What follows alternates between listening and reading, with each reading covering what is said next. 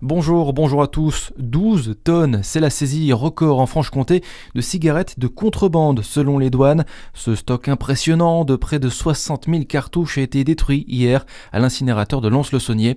La saisie remonte à octobre dernier sur l'A39. Un camion immatriculé de l'autre côté du Rhin et contrôlé à son bord 30 palettes filmées qui contenaient toutes des cartouches de cigarettes. Le conducteur de nationalité bulgare avait été condamné à 2 ans de prison dont 1 avec sursis. Déplacement ministériel aujourd'hui à Dijon. La ministre de l'égalité entre les femmes et les hommes, Aurore Berger, est attendue au nouveau centre LGBT+, de Bourgogne-Franche-Comté qu'elle inaugurera.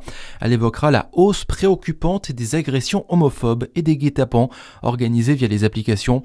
La ministre doit signer une charte d'engagement avec les plateformes de rencontres ainsi qu'avec les forces de sécurité et les associations pour prévenir ces violences. 26 arbres en plus dans la cour du lycée Étienne Jules Marais à Beaune. Mercredi, des jeunes plants ont été mis en terre par les élèves afin de bénéficier d'une meilleure qualité de vie au sein de l'établissement. Grâce à un beau dossier, 21 plants ont été subventionnés par l'équipe de la Journée internationale de la forêt.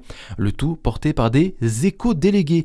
Noah, l'un des lycéens paysagistes pour l'occasion, nous en dit plus au micro de Charlie Chevasson. On a végétalisé la cour du lycée pour apporter de la végétalisation au milieu du bitume, au milieu du lycée. On a planté du prunus, du ficus, on a planté du prunier, ça apporte de la diversité, de la biodiversité et puis ça permet d'apporter beaucoup d'ombre aussi l'été et puis d'apporter de la fraîcheur. Il n'y en avait pas assez et du coup c'est pour ça qu'on a apporté ce bienfait avec Madame Pasteur qui a monté le dossier. On est une quarantaine. Tous ceux qui étaient présents aujourd'hui, qui sont portés volontaires pour cette action-là, sont présents aujourd'hui. Moi je m'en vais l'année prochaine, donc c'est ma dernière année au lycée, mais ça permettra à tous ceux qui sont au lycée de les voir grandir au fur et à mesure des années, quoi. Une plantation réalisée dans le cadre d'un projet plus large, La Forêt s'invite à l'école de l'équipe internationale de la forêt.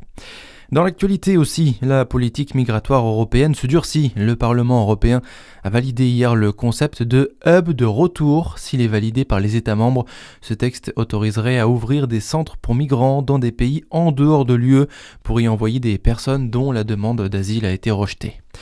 Le conflit au Moyen-Orient, au cœur d'une réunion du G7. Les ministres des Affaires étrangères du G7 se réunissent depuis hier près de Rambouillet, à une 50aine de kilomètres de Paris. L'Américain Marco Rubio, lui, est attendu sur place ce matin.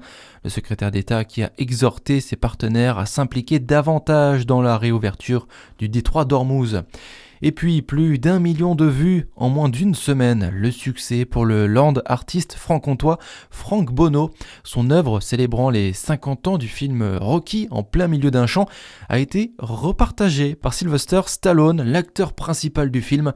Je serai toujours étonné par les fans du monde entier, a écrit l'acteur américain. Voilà pour l'actu. À suivre votre météo sur Fréquence Plus.